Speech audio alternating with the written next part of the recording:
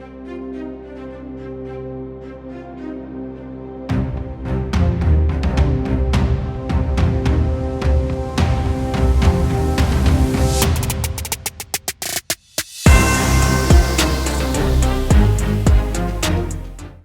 for tuning in to the Football Talk Squadron. I'm Dutch. And I'm Pops. And welcome to our NFL episode this week, going week 10. Last week was our mid-season review. It turns out we did get the Saints finishing in third correct after they absolutely just got blasted. I mean, I know that it was a close game, but losing to a Panthers team that I would argue is probably one of the worst teams I've seen on a field. Yeah. Green getting fired was not shocking at all coming out of New Orleans.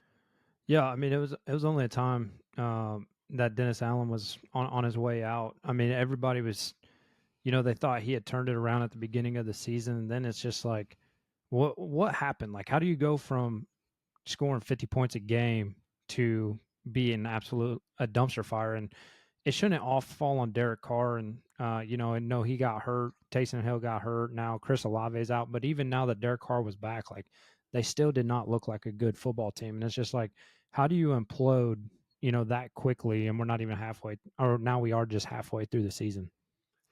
I got eliminated from Survivor Pool. That was my last pick. I put it on the Saints. Gosh. And when they were down by 6, the Panthers, they punt it to the Saints.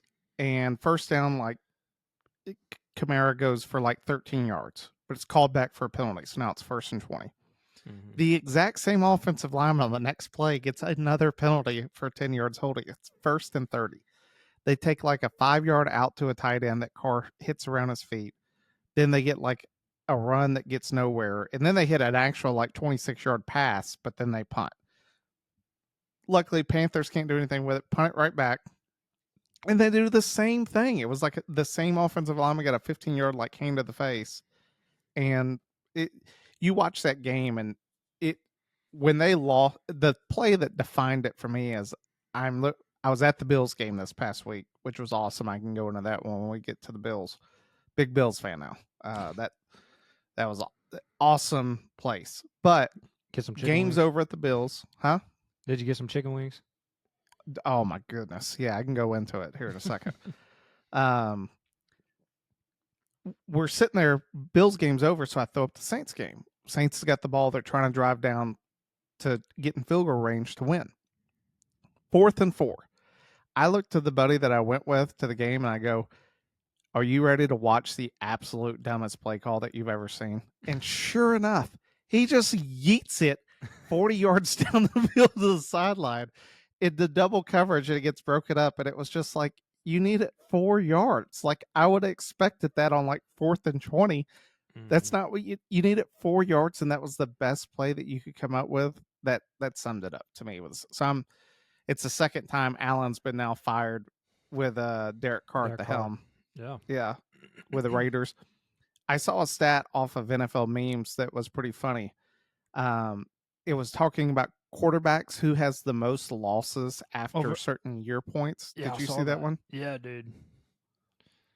It was like year 5 and 6 and 7, I think, were David Carr, his brother. But then after that, till present time, it's Derek Carr. And I think it's either year 11 or 12, he's actually tied with Archie Manning.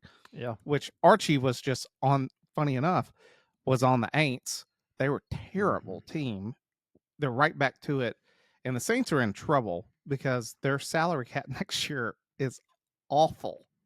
So I don't know who they're going to get to come in to rescue them, but he's stuck with the pieces that they have. There's not a lot of movement for them outside of the draft.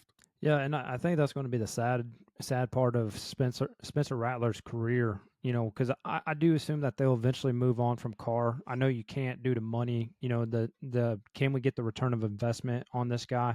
But, Spencer Rattler is going to be in a rebuilding phase because Carr is pretty much done. Like, let's be honest, he's probably got a couple more years left, but he's always been mid, like we've always talked about. He's never shown up, like he's had those glimpses, like we've always talked about. He has those glimpses when it doesn't matter, i.e. at the beginning of the season, just boat racing the Cowboys, but then here we are last week and he can't even beat the Carolina Panthers. So I think it's going to suck for Spencer Rattler's career unless he's able to go somewhere else and get some money, to lead another franchise. And we're going to see them start fire selling the team. Like Cam Jordan, he's on his way out. He doesn't have much left. I mean, look how depressing that tweet was that he put out, or excuse me, whatever you call it now on X, the post that he put out. Like, dude was like, "I'm sorry, we lost to the Panthers and we shouldn't have. Like, you guys deserve better as fans." And I think we're going to see, we've already seen this decline of the Saints,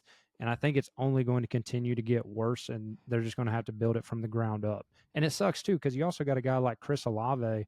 We're supposed to have dual threat, him and Mike Thomas, and I know there's some drama there with Mike Thomas.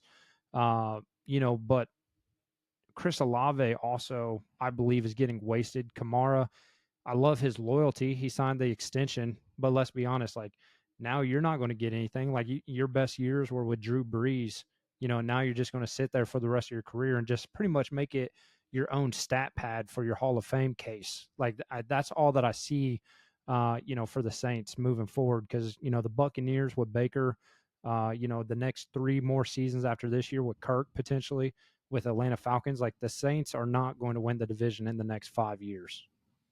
No, and they traded Lattimore to the Commanders, which was their best corner by far. I know he Mm-hmm. was hurt for the Panthers game. I am sort of surprised, like you said, Cam Jordan. You take a look at sort of the bigger name guys.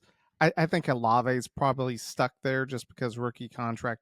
It's easy to negotiate with that. It's not costing a lot of money right now, but you look at Kamara, Cam Jordan, a few other guys on the team that eat up a lot of the cap. That's the only way you solve it is you got to trade those heavy hitters away and then rebuild just like you're talking about. But on to week 10, first game, Thursday night, pretty good one. No, I agree. Bengals, Ravens. Ravens -6. I didn't see, I saw the Ravens beating the Broncos. I did not see the Ravens just torching the Broncos 40 plus points on that defense. What are your initial thoughts going into the game? I mean, going on with just the Broncos, like the inconsistency that's there. It's like which defense are we going to see out of this Broncos team? They just signed Cooper to an extension, so they've got a dog edge rusher there for the defense, and obviously we've seen where they've been really good. But let's be honest, you have to go through Baltimore if you want to get to the Chiefs, and you put up 10 points against Baltimore, and it's just like, well, is Baltimore's defense, coming alive now? Like are they done giving up 20, 30 points a game and they're ready to start locking it down? I mean, I know there's that stat that we were tossing around with Lamar being undefeated after losing to the Browns in the regular season in back-to-back years. So like watch out. Like this could be where the Ravens just start boat racing everybody and then they don't show up in the playoffs. We get to see where they become that whole new team and start passing the ball in the playoffs versus running. As far as the game itself goes, Joey B's coming off of his he threw for 5 touchdowns last weekend. I don't see that happening again this week, and I truly don't see it being what it was last time where it was an overtime thriller. Lamar had that crazy play where he fumbled the ball a couple times and still scored a touchdown. I see this being one-sided with the Ravens just being able to run away with it. A pretty crazy stat is Henry's like the first guy to come to a new team and every single game score a touchdown for him. I mean, he's having a McCaffrey like year without getting the recognition for it. He's in the day and age that running backs are, I would argue, are less relevant over a long period of time. Henry has remained that. I think he Mm-hmm. went through 1,000 yards as well, broke the 100 yard. A few weeks ago, he broke the 10,000 yard record, and now he's over 100 touchdowns for his career. That's to me, as we get colder, the Ravens are going to rely more and more on that run game. It's really, can the Bengals show up early on offense? Because if they get down early to the Ravens, then it's going to be a heavy dose of King Henry, and that doesn't work out for for any type of defense out there. So I'm with you. I like the Ravens. The question I'll have for you with the Ravens before we move on to the next game: they're 6-3, Chiefs are 8-0. Any chance they catch them for the number 1 seed? Man, they threw up the chances. I can't remember if it was Bleacher Report or some other media threw up the possibility of seeing the Chiefs go undefeated for the rest of the regular season. You know, they got 2 games against the Broncos, another game against the Chargers. They play the Raiders again, and then they play the Bills. I do know that. I would have to see the graphic. I think the Panthers are in the mix too, and so you're just sitting there looking. You're like, man, this could happen for as poor as they've played on offense, but as good as they showed up. I mean, let's be honest, it's the Chiefs' defense that's keeping them in games. Like Spagnolia is still doing Spagnolia things, and we're seeing that defense keep them in these games. While Mahomes is struggling, and he ended up showing up. Like you saw Baker's reaction when they won the flip in overtime. He already knew the game was over. Like just having that aura to you and your team that the decision of a game's on a coin toss, just that late in the game. I don't see the Chiefs dropping 3 games. I could see them dropping 1 or 2, but I don't see them dropping 3 games in my personal opinion. I think the Chiefs are going to end up with the home field advantage with the rest of their remaining schedule.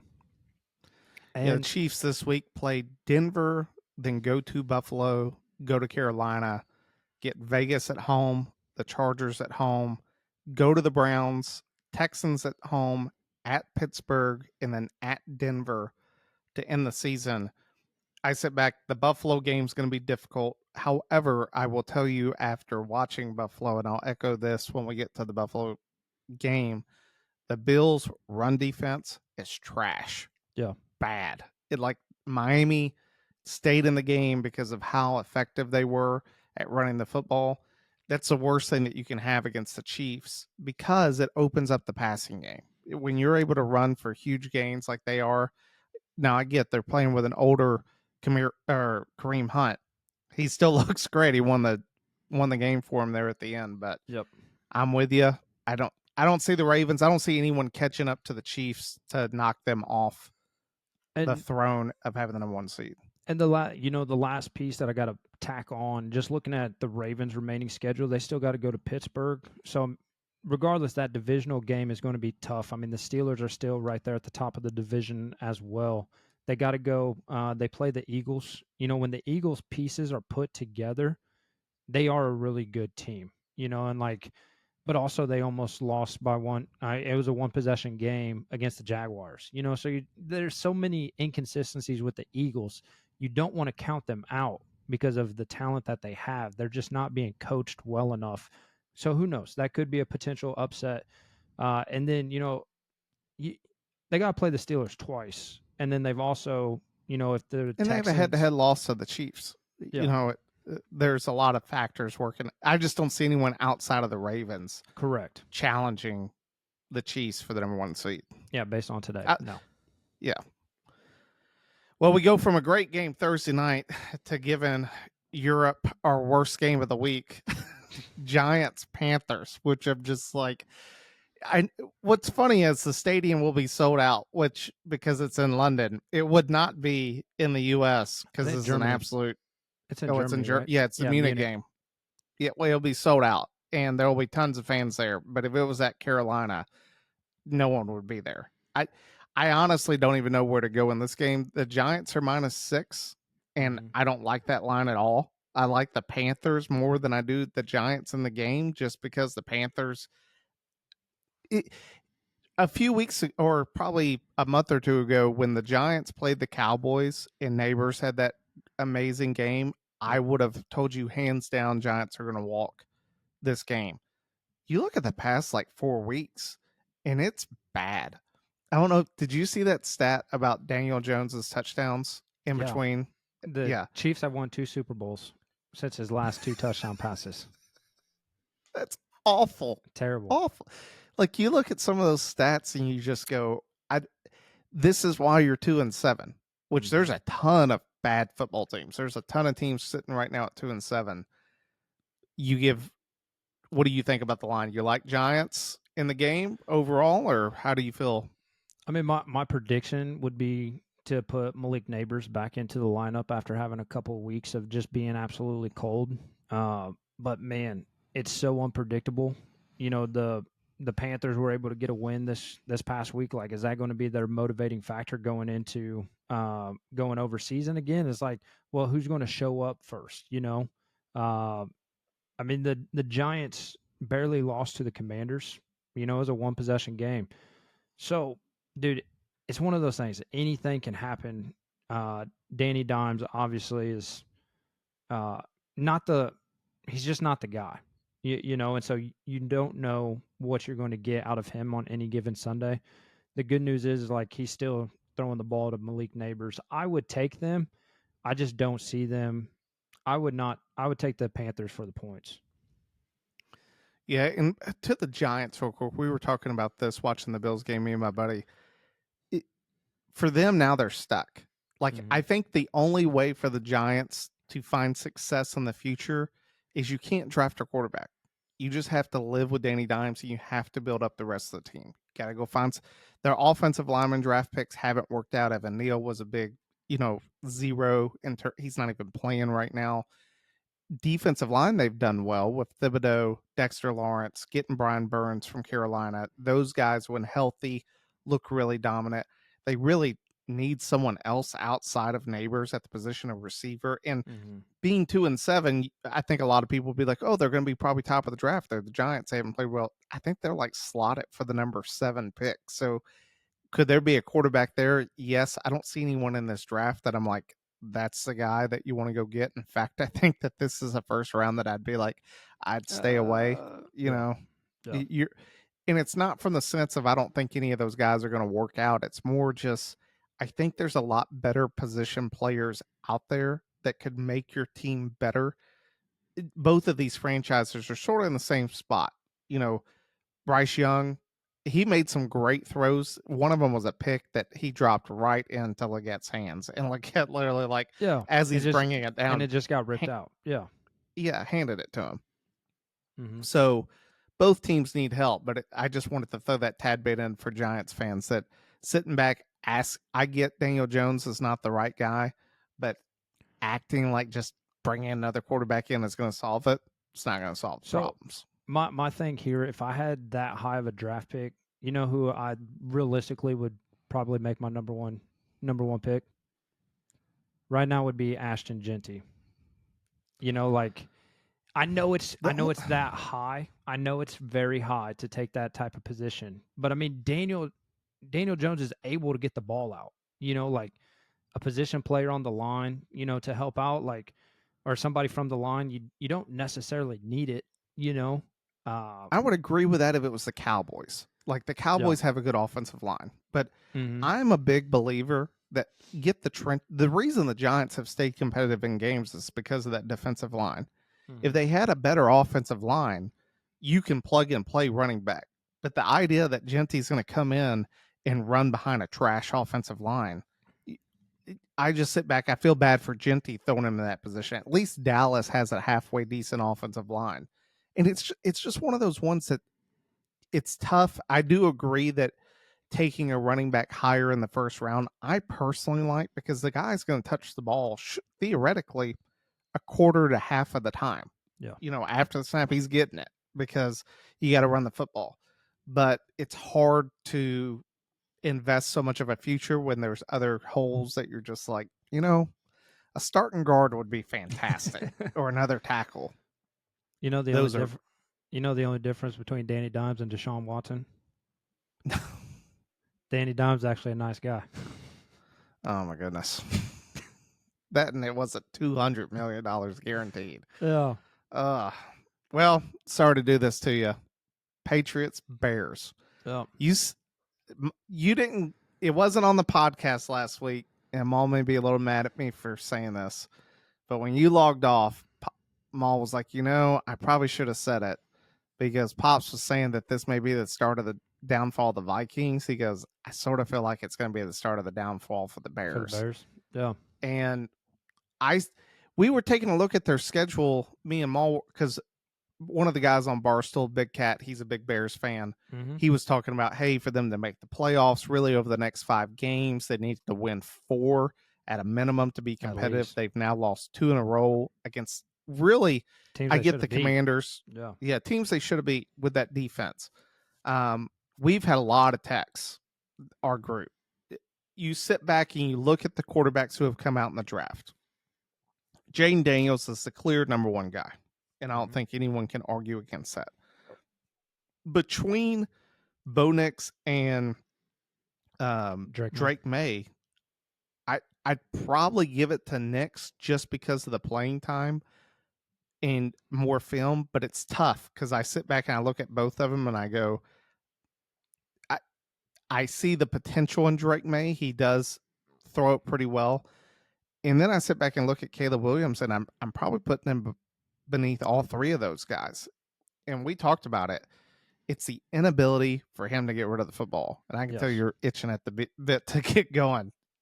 Talk to me. Dude, I just look at the first drive that the Bears had. Keenan Allen was in the slot, and they were playing zone. If Caleb Williams would have let go of the ball, just 2 seconds sooner than he did, like he pretty much threw it right to where the safety was standing. And if he would have just thrown it, over the backer, like there's so many plays that I could go back and just pause and be like, look, he's wide open if he throws it right now. He's already looking that way. And it's almost like he wants to tell himself in his head, it might be a lack of confidence, in the play calling, because he wants to know in his head, like, hey, he's open. All right, yes, he's open. I'm gonna throw it now, versus throwing it on instinct and letting it develop. That extra delay that he's putting in there is just making the situation worse. It's just like us with flying airplanes, like us thinking about it instead of just making a decision. Like it could determine the outcome of disaster or saving the day. Like it's the same thing, like a completion versus an interception. That instinct there to just make a decision, stick with it, and we'll go back and watch the tape. And that's what's happening, is he's missing the easy throws to get himself put into a rhythm. And then we end up at 3rd and long situations because the run game is just not there, because they're able to load up the box because they know Caleb is struggling at throwing the ball. And then he ends up in these 3rd and long distances to go, and he's trying to do what he did in college, and it just doesn't work in the NFL. Like, I know there's been a couple of cross bodies, like as he's running out of the sideline and cross body to somebody, but I've seen that fall short more times than I've seen, his receivers actually catch it. And it's like, I understand that the offensive line is trash in some regards, but you're also missing the easy throws. And when you bundle that up all together, that's where it really makes you look poor as a rookie. And those rookie mistakes get highlighted just that much more. And, Jaden Daniels is making the same mistakes, but he's also making the right plays to get himself into those rhythms and moving that offense down the field. Like that's the biggest difference that I see between the two guys. Like we saw it last week, the Bears had plenty of chances to beat them, and they just they didn't capitalize, on those moments. The other thing that for me is the more damning piece of thing that I saw come out of that game last week, DJ Moore. Which it's now building this trend picture where I'm really sort of starting to feel like DJ Moore wanted Fields to stay. 100%. He wasn't happy when Fields left, and the play of him legitimately just walking off mid play while Caleb scrambling and going and sitting on a bench, like that's worse than Stevenson last week with him pointing up in the crowd. At least Stevenson went back and got into the play. I get he tipped it up and it happened to be caught by that dude. He got back in the play. Him just walking off the field mid play, to me, that I was almost surprised the Bears didn't trade him and just say enough. Yeah. Maul said it in text. It was a Stephon Diggs type of just sort of cancer-esque. And that stuff in the locker room resonates. Well, when you're number 1 receiver. Yeah, and it's been happening all season. Like we had it the very first game at Soldier Field against the Titans, and he was just shaking his head because Caleb couldn't get into a rhythm.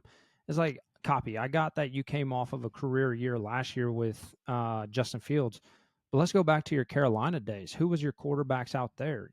Sam Darnold throwing you the ball. Like, there were so many issues that he had from where he came from to where he is now, making the money he is now. Like, he should embrace that fact, or that, ability to teach and lead. And I think you truly see it. I think that's why you see Caleb go to Keenan Allen so much, is because Keenan and Caleb have developed something in the offseason. Well, and you sit back, you look at wide receivers in the NFL. You look, I get a guy is frustrated, not taking anything away. I 100%. understand frustration. It sucks when you're on a bad team and you're not playing well. It's easy to get frustrated. But when you look at guys like Calvin Johnson, Larry Fitzgerald being on, Horrific. horrifically bad teams, and what did they do? It was like, I'm going to go out and literally put up wide receiver numbers you've never seen. Larry Fitzgerald had more tackles than he had drops. Yep. It's just, when you sit back and you look at those two guys, it was, I'm a part of a team. I'm getting paid. Let me be the example. Let me lead and say, if anyone should be complaining, it's the guy that's a Hall of Famer. The guy that's for sure going into the Hall should be the guy throwing the fit. If you don't see me complain, you need to be out here hustling. Yep. That not coming out of DJ Moore's a big foul. But And the last piece that I gotta say, everybody's calling for Eberflus's head. Like, I still want to hit the brakes on that, because look at our defense. He is still the sole play caller for that defense, and it was not that great last week. I'll give you that. Like, last week they had a lot of gaps that they missed, a lot of assignments and stuff like that broke down. But this year, like, it's been unreal. Go back into the Commanders game, because I wasn't on the episode. They gave up 4 field goals when they should have been at least 3 touchdowns. The defense is playing out of their minds, and it's one of those deals, like, we're going to end up wasting definitely a playoff defense. I wouldn't say Super Bowl yet, but definitely a playoff defense, because our offense just isn't able to find any sort of rhythm. Like, me personally, I'm okay if they would fire Shane Waldron. I just don't think that that's going to be something that happens right now. who was the offensive coordinator last year? Luke Getsy, and he just got fired And by the Raiders. and that's the reason I bring it up, is he showed that, and this is where I get into head coaches. You look at Sean McVay, Kyle Shanahan, Dan Quinn. Dan Quinn, let me pull out Dan Quinn, first year head coach. This is a good example. What's Dan Quinn's specialty? Defense. Yeah. What does he do? Let me go bring in an offensive guy, Cliff Kingsbury, who knows this guy, knows how to coach an offense, and he lets him run. Mm-hmm. That, to me, and Sean McVay did the same thing with Wade Phillips. It's like Sean McVay knows an offense. He goes out and finds a defensive guy. It's like, I need you to handle that side of the street. For Eberflus, that's the key. You have to find an offensive coordinator that's going to be able to build around Caleb Williams and make him productive. Exactly. I got a guy that I think is going to come on the market, Ben Johnson. Lincoln Riley. Yeah. His days are numbered at USC. And I've always said that too, is like, do exactly what Cliff did, and call a spade, say, hey, this thing ain't working out. Like, let's go to the next level. And I can call an offense up there and have half the responsibilities. And you don't have to worry about your weakest thing, which is recruiting. Defense. Or recruiting. Yeah. I mean, that, to me, it makes the most sense. That would be my call for the Bears, is that I think Lincoln is going to get fired by the end of the season. And when that happens, if he's willing to demote himself from the head coaching role, but also elevate himself into the league at an offensive coordinator, you get to pair him with someone that he knows very well. That, to me, makes so much sense for the Bears. I know they're, just to get back to the game, I know they're -6 to the Pats. I like the Pats in the game. I think the Bears are just in this, like, when that Hail Mary hit, it started this, like, dysfunction that now attitudes are coming out. All the different negatives of a team are going to come out, because they really needed these games in that division to possibly go to the playoffs. Give me the Pats outright. Well, and you saw it last week. I mean, they were just flat. That defense wasn't flying around like they have been. Like, you could gave up that 50-yard run before half for 6. You can see it already unraveling. So, I mean, I agree. I'm gonna stick with the Bears, just because I'm loyal and we're playing at home. But I would take the Pats for the points. I don't think the Bears are going to cover. Yeah, and the Pats don't have a halfway bad defense for Mm-hmm. what it is. Next game, Bills at Colts. Let me tell you, Buffalo, amazing football town. Home of the Buffalo wing. I mean, Did you go I through? didn't know Did that you go growing through up. a table? Oh my gosh, did I go through some wings, dude? We went to Anchor Bar. It's the where the Buffalo wings Yeah, the started. original. Yeah. Fantastic. The original there in Buffalo. Crushed wings there. Crushed wings at the game. Crushed wings at night. I probably ate 20 chickens. I mean, it enough. I've had my fill of wings for that day. I'm always down for more wings. Buffalo's a great football town. It's a tailgating was awesome. The fans are super friendly. Went in, we had a great time of the game. They sing "Shout," they sing "Mr. Brightside." It's like white people's favorite two songs in the world. It was a great atmosphere, and it was 50 degrees. You know me, I don't like hot weather. If I can Mm-hmm. bundle up and put a sweatshirt on, that's my type of game. It Love the game, loved being there. Me and my the reason I went, I got a buddy who's a huge Bills fan. We decided every year we're gonna go watch a game, so we're gonna go. This year we started off at the Bills Stadium because here in 2 years they'll have the new one The new built one. right next door. Yeah. We'll go to that one, but then we're going to travel on the road and watch the Bills. So he has convinced me to be a Bills fan. So I feel good about it.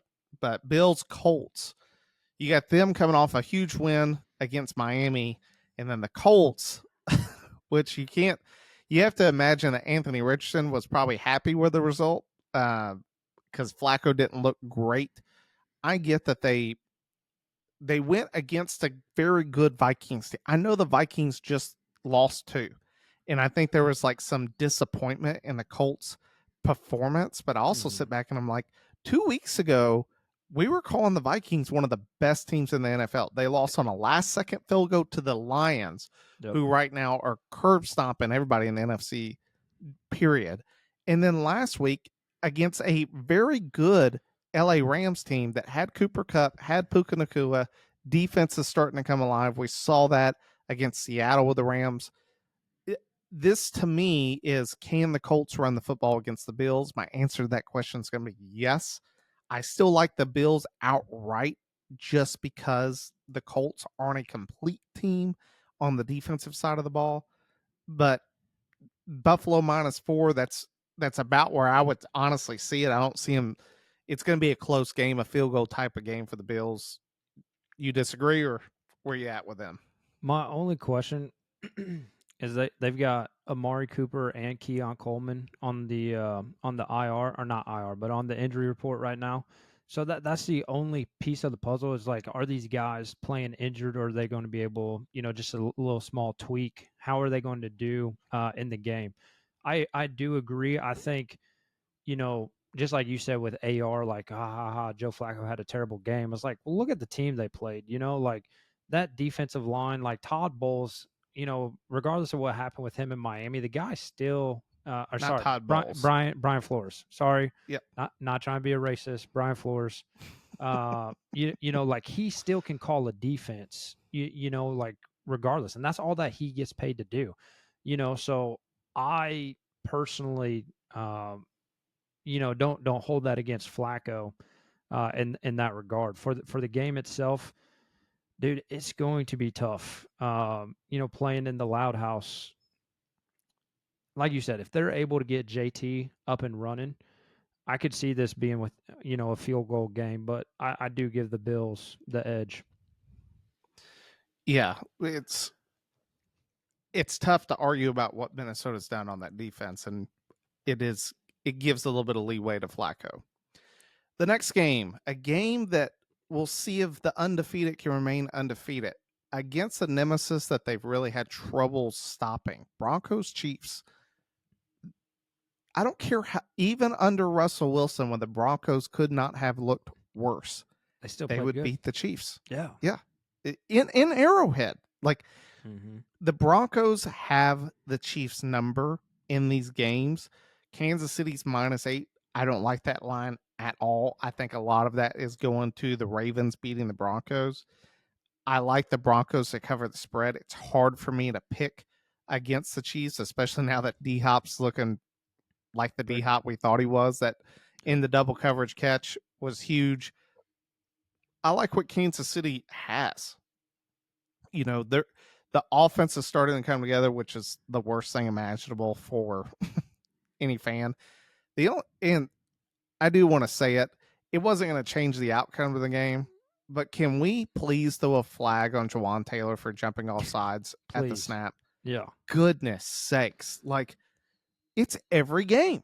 It's every game.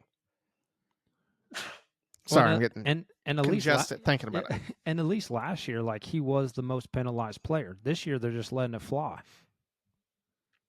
In overtime, that it was bad. It Mhm. was a bad offsides. It was, you can't say any blunter than that.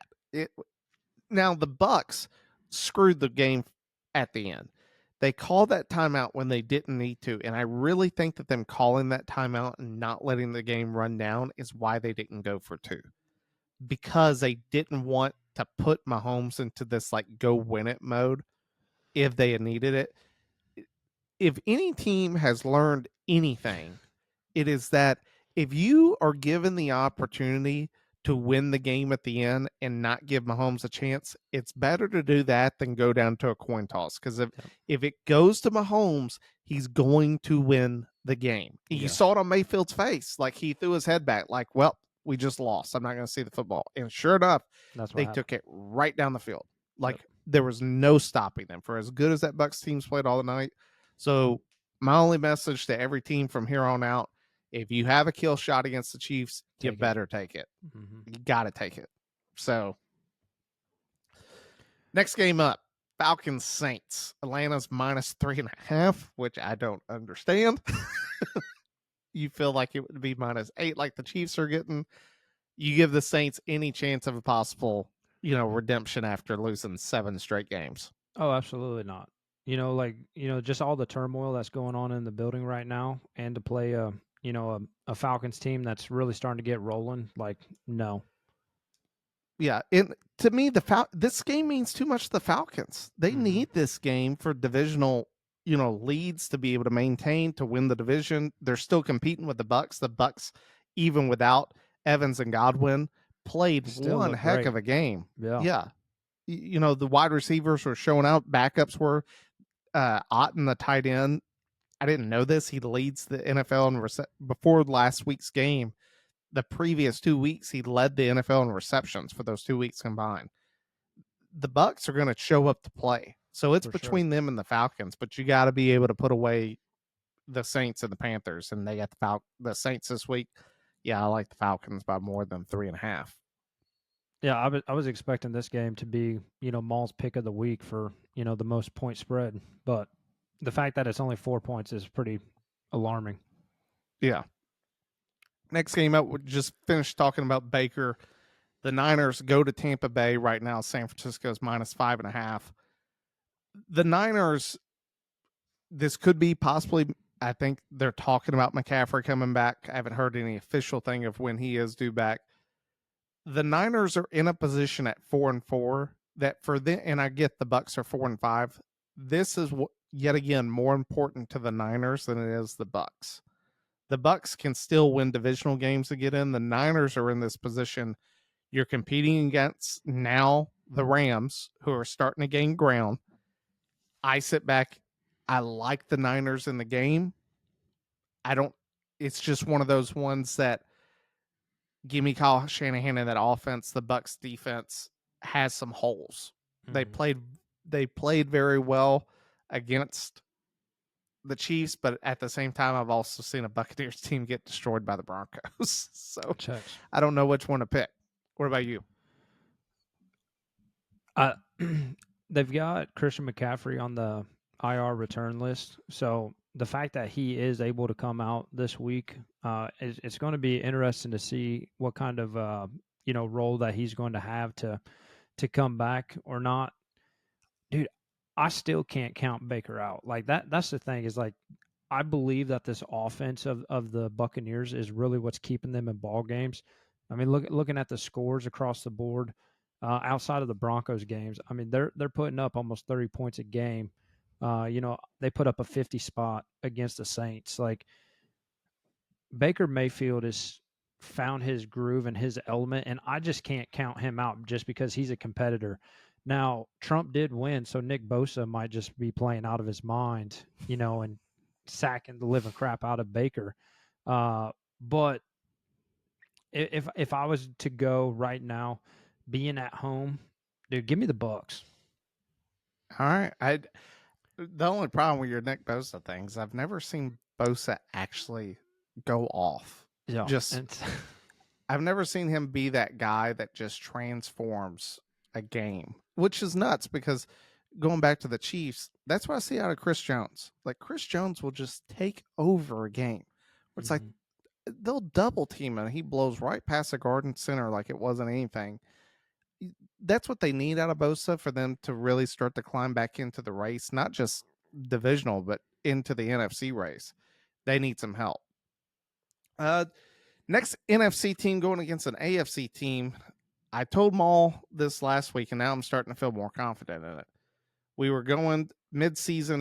I was talking about how last year I had picked the Eagles to get bounced the first round of the playoffs, and that was my big prediction. This one was, I think the Commanders are going to go to the NFC Championship game. Mm. And you look at Steelers, Commanders. This is a great test for both squads. The Steelers, I think, get a little bit more of an advantage going against Washington's defense, but it's a great test for Jaden Daniels going against TJ Watt and that Steeler defense, Minka Fitzpatrick, those guys.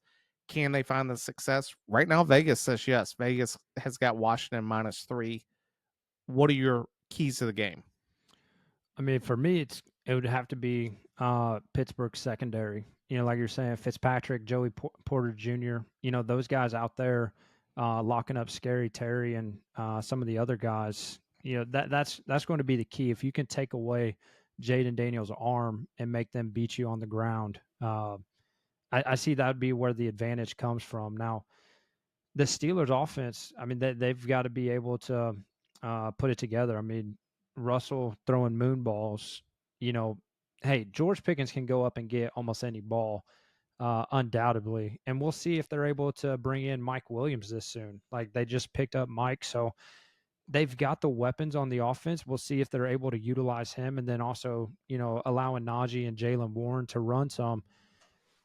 Dude, give me the Steelers. I'll take Steelers on the upset. Just the Bears were able to beat the freaking Commanders, dude. Like, I I know they have a fantastic record right now, but I don't. I don't put them in the NFC Championship game. Obviously they're going to the playoffs, but not that deep. I like the Steelers in the game just because of TJ Watt. We talk about those guys that take over games. Mm-hmm. He's done it year after year. That to me is where the game's going to come down to: is can Washington block TJ Watt in that defensive line of the Steelers? If they can't, the Steelers are going to run away with the game. Yep. That's the key to the game for me. And the other piece too is that Commanders. I mean, Brian Robinson Jr.'s got to come off the injury report as well. I mean, they're calling Lattimore questionable, so I mean they've got some pieces missing. That they've got to get back if they want, to pass this test. 100%. Next game up, Vikings Jags. It's yet again a miracle that somehow Doug Peterson isn't fired. I just, it's not even that it's Doug Peterson's fault. I think that every single week that goes by, we start to go more and more that we're like what Maul said about Trevor Lawrence. I think people are finally starting to realize like his first half stats, I think he was like 4 of 9 for like 48 yards and a pick. Trevor didn't look good. And they got very fortunate. I thought that Saquon was clearly tripped up by a defensive player before he went down on the ground and fumbled and allowed the Jags to really get that scoop and score to get right back into it. But then here's the Jags' chance to win it. And what does he do? Interception. Like, Yep. there's too many times that when given the opportunity for Lawrence to go win the big game, he has not been that guy that I sit back and I'm like, that's the dude that I want the ball in their hand. That he's actually the opposite. He's the guy that I'm like, if I'm gonna make money, it's gonna be Lawrence is gonna ruin this game for him. And especially against, like you were talking about with Brian Flores. You got anything other than Minnesota -5? No. No. I guess all that we can say about the Vikings. All right, next up. Titans, Chargers. Chargers right now -7.5. What do you think about what Harbaugh's doing with LA? Yeah, I think I'm ready to start believing. Based on my last couple of weeks of picks, I was curious about the inconsistency of the Chargers, and I think they're starting to roll. Uh, Jim's able to find a way to get Herbert more involved. Back-to-back wins outside of the little snafu 3 weeks ago against the Cardinals. The biggest question mark for this game is going to be, what can the offensive line do to stop, the defensive line of the Titans, and if they're going to be able to disrupt the run or disrupt Herbert in the passing game. That's where, again, it comes back to the trenches. But we've seen what the Titans' defensive line's been able to do. They just don't have an offense to match. When you're letting Mason Rudolph run your offense because Will Levis just didn't work out. There's too many question marks. Calvin Ridley obviously doesn't look anywhere near what he used to with with the Jaguars and even the Falcons before that. Like they need help, and I just see that the Chargers at home 7.5. I think they do that easy. Another prediction that I'll have on the end of the season, if the Chargers get into the playoffs, they beat someone big. They won't go all the way, but if you were to tell me, hey, the Chargers sneak in and beat the Ravens, I would not be shocked. With that seems like the perfect Harbaugh thing To beat his brother. To beat his brother, sort of set the tone. They'll go into Arrowhead. They may get smacked. They make sort of keep it close like the Bengals and the Bills have. But I'm on board that I really do think that give it a few years, Chargers are going to be competing with the Chiefs in that division. It's going to be some absolute heavyweight knockout fights. Well, I think Chris Jones is. Go ahead. I was going to say, I think it's going to be sooner than we think. The next two seasons. Because these guys are going to start getting hurt. They're going to start. I mean, Kelsey's going to retire. Like there's so many pieces that the Chiefs are just one thing away from the fallen cards to just come down. 100%. Well, a lot of it's just going to hinge on how long does Andy Reid do it. Yes. If they three-peat and Andy leaves, don't get me wrong, the Chiefs will still be very good with Mahomes and Kelsey and Chris Jones and those guys. It cannot be understated how important Andy Reid has been to this whole dynamic. The idea that he leaves and the next head coach comes in and just makes it sunshine and rainbows. No. Like if they promote it within and you think Matt Nagy's just going to run this team like Andy did. Not a chance. Yeah. You're smoking something. I know from experience. Probably illegal. Yeah. I know from experience. You know. Next game up, Eagles Cowboys. Saquon did something that I've never seen it even in a video game. Dude. When I texted you guys that, I was just hoping you guys saw it live. Like it was unreal. The best view was from the Eagles sideline. Have you seen that? Yes. Dude, when NFL players are coming off the bench being like, oh my goodness. Like you just know. Yeah. That's the play of the year. I agree. That's up there with like Odell's catch. That's something I've never seen on a football field when you hurdle someone backwards. That was unreal. After breaking a tackle, spinning off a dude, and then jumping over somebody. And this goes back to this with the Eagles. This is how bad Nick Sirianni is. Yeah. You have a guy that is unreal gifted. And late in that game, it's 4th and 1, and they ran a bootleg for a pass with Jalen Hurts. I'm like, you have Saquon.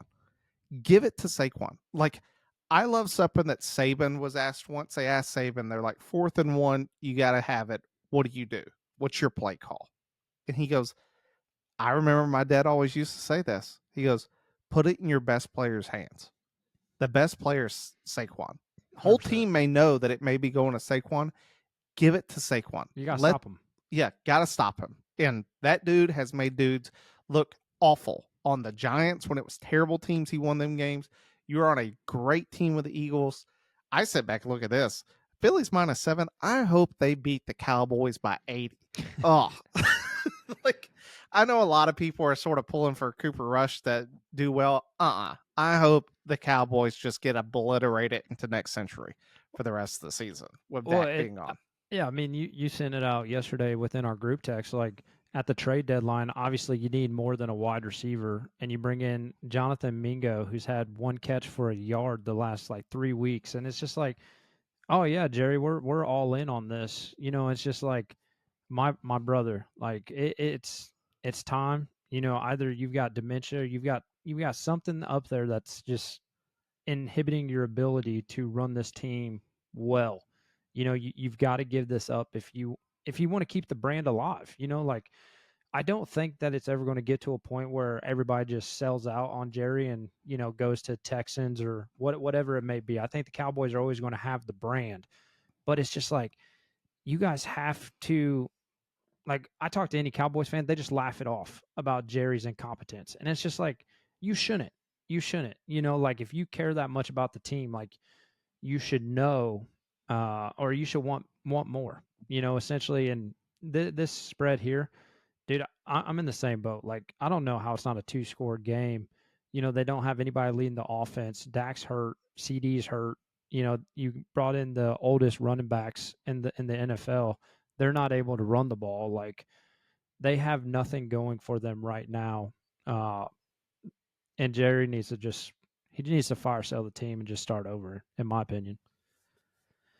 Yeah, I mean, the Cowboys, you sit back and what made the Cowboys good, it was offensive defensive line. That's what kept them in a lot of games. Now the problem Dan was is Quinn. Dan Quinn. 100%. The Cowboy teams that did well had great trenches guys, but the guys that Jerry selected outside of those perimeter guys have not hit. Mm-hmm. The Cowboys have really sort of had a Hall of Fame time at drafting offensive linemen. They find them. Whoever their scout is, that they go out and find those dudes, that dude needs to stay on the payroll for the next 100 years.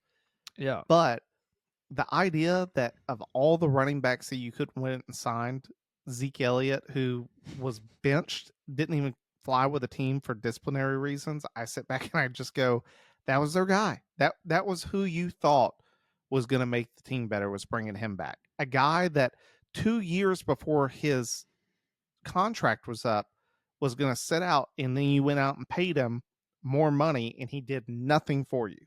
Mm-hmm. He was so bad that you got rid of him before his contract was even up for how bad he played, only to bring him back. That it was Jerry can't be wrong. That was the problem. And honestly, until Jerry's, like you said, no longer there, the Cowboys are going to continue to suffer through these same things. Next game up, Jets Cardinals. It's a must win, in my opinion, for the Jets. They're 100%. sitting at 3-6. They got to run the table. If they want to compete in the AFC, it's the Jets' time to shine. You sit back, you look at the Jets' schedule. I just want to bring it up. They got the Cardinals this week, as we saying, must win for them. Then after the Cardinals, you take a look. They're going get Indy at home versus Seattle, at Miami, at Jacksonville, and then really sort of 3 hard games. The Rams at Buffalo, against Miami again. I didn't know this before the game against Miami with Buffalo. Tua has never lost to an AFC East opponent not named the Bills. I did not know that. He has beaten the Pats and the Jets every single time, but he has a losing record against Josh Allen and the Bills. I sit back and I look at the Jets. They have to get this game. And they're in a position they sort of need to win out, which is going to be very difficult. They get a great win last week against the Texans, which I did not see coming. I don't think all of us picked the Texans to win that game. For sure. What are your keys going in? I mean, for me, it's just the offense to get those pieces working. Like Devontae and Aaron, they've got the timing from the years past, but it's like bringing that together. We haven't seen that relationship with Garrett Wilson. That's the thing that I hate the most. And I want to say for Garrett Wilson, it's the inexperience. With Devontae, you know exactly what you're going to get. Him and Aaron are on the same brain waves, doing dolphin, mating retreats and all that kind of stuff. The darkness, all that stuff they do in the off season. It's been there, since the Green Bay days. Garrett Wilson just doesn't have that continuity with Aaron Rodgers. Aaron Rodgers was hurt all last year. He doesn't get the ability to get in essentially a whole season worth of practice and reps and just timing and everything that is so essential for the way that Rodgers plays the game. Because Rodgers is such a big brain. He's going to put a ball exactly where he knows it needs to be, but you as the receiver have to know where he's thinking he's going to put that ball and turn around and do that. Devontae is able to do that. Garrett Wilson obviously has shown that it's just not there yet. With the discussions on the sidelines, the heatedness in the earlier in the season because things aren't clicking. I do agree, though. I think the Jets will win this game against the Cardinals. After watching the Cardinals last week, I seriously was not that impressed with who they are as a team. I know they've had success a little bit in their division. They got a winning record, but I think the Jets are able to get it going, and they'll pick up another win and end up 4-6 after this week. I know the Chiefs are undefeated. Lions are 7-1 against the Texans. Are the Lions the best team in pro football right now? Dude, I still don't like their secondary. Like I agree with you. And you're right there with me, but dude, the way that offense is cooking, the Ben Johnson has, Sonic and Knuckles in the backfield. Like, did you see Mike Tannenbaum like his trade proposal?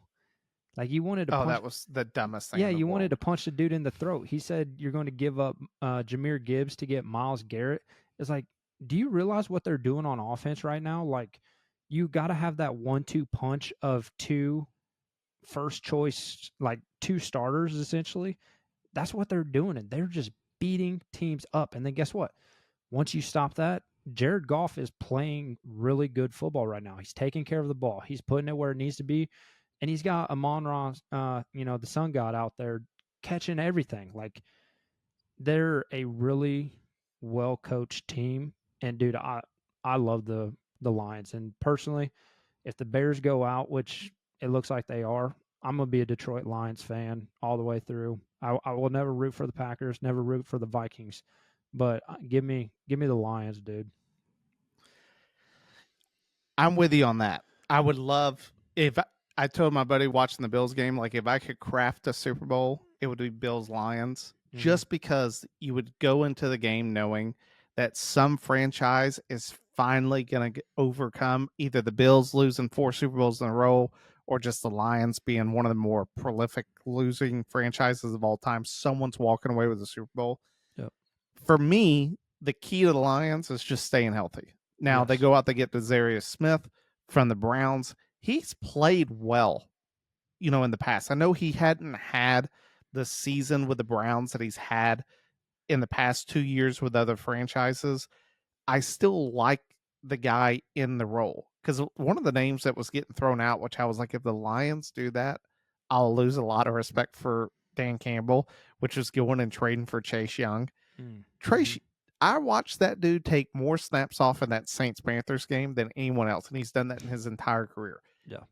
Campbell wants guys. I love the videos that are coming up, like on my TikTok feed, of that opening speech that they made fun of him for. Like, if we get knocked down, we're going to get up and bite off your kneecap. And people were like dogging him for that back in the day. And now everyone gets it. Like, you said it. Like, them trading Jahmyr Gibbs, it's like, are you watching what they're doing on offense? Because David Montgomery and Gibbs are the best 1-2 punch in pro football right now. And it's not close. No, it's not. It's not close. Their only question offensively is, can J-Mo stay out of trouble and come back and make that offense even better? Because the connection of Goff to Amon-Ra is unmatched.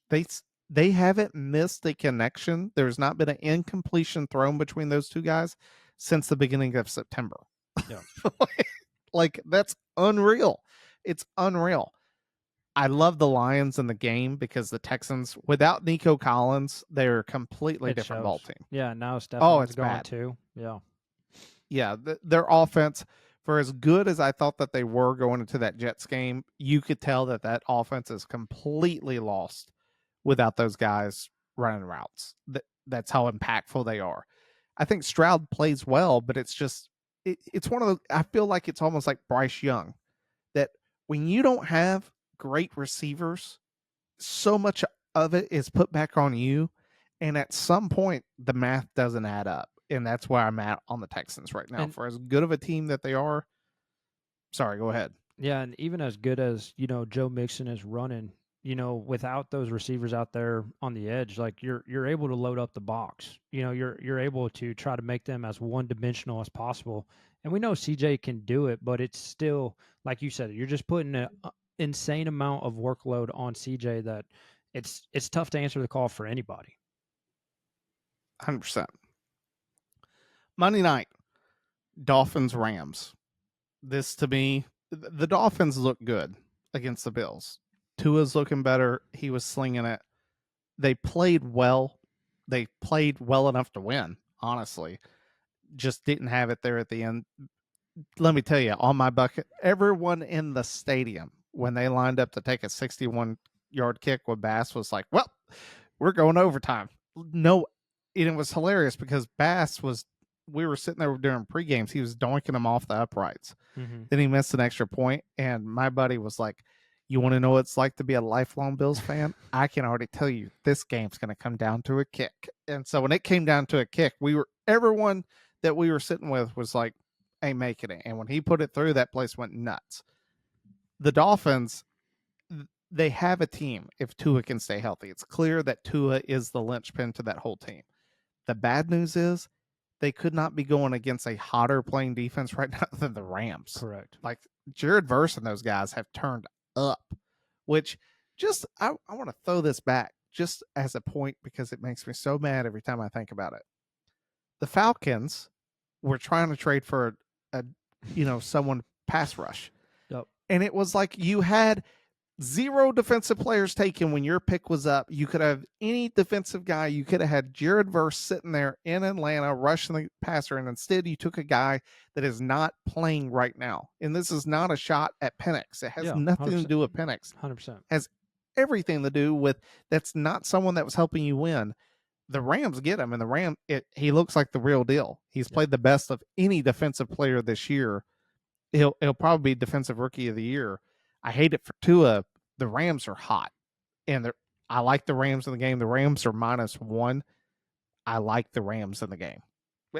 Matt Stafford threw some of the prettiest.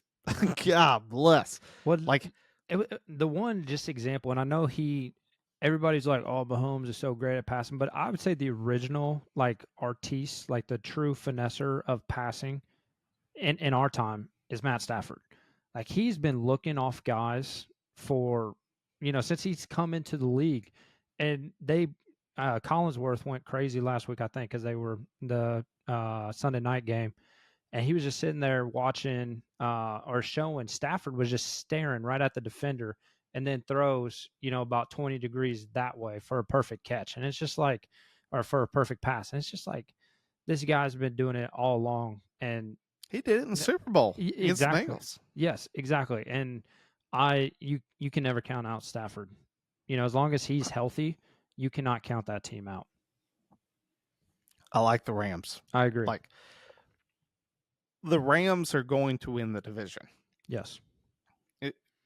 I don't like how San Francisco's playing. Too many injuries, inconsistent. The Rams, when healthy, and as long as Puka Nacua couldn't keep his hands to himself and not throw punches during the game, him and Cooper Kupp, I like. McVay knows how to coach an offense. Yes. And this, go back to this like Eberflus thing with you. It's clear that someone in Chicago knows how to coach a defense. The defense is coming along. Sort of like Brian Flores. Mm-hmm. The issue is it's like you can't fire a guy and be like, but we really want you to be a defensive coordinator for us because the new guy's going to pull in new guys. Yep. for me, that's the beauty of the Rams is McVay has figured out. And I remember for like a year he stopped calling plays and it's went back to him calling plays. And it was because it's like there's no one better on that team than you doing this. Your job, though, as the head coach is you got to keep doing that, but manage a defense and how you manage it best. You have to give the ropes to somebody else and say, run with it. This is not my specialty. I will help you from an offensive standpoint of when I see things of like, hey, how would you attack me? Which is sort of like what Matt Saylor is probably going to do with the Packers. Is that's why LaFleur brought him in. It's like, how would you attack this defense? It's like, this is what I would do. Mm-hmm. This is how I would come at Jordan Love. It's going to make the team better. I'm with you on that, though. So outside of that, that wraps up week 10. You got anything else for we kick it to the curb? No, man. All right. Well, time to pull chalks. We'll see you guys later.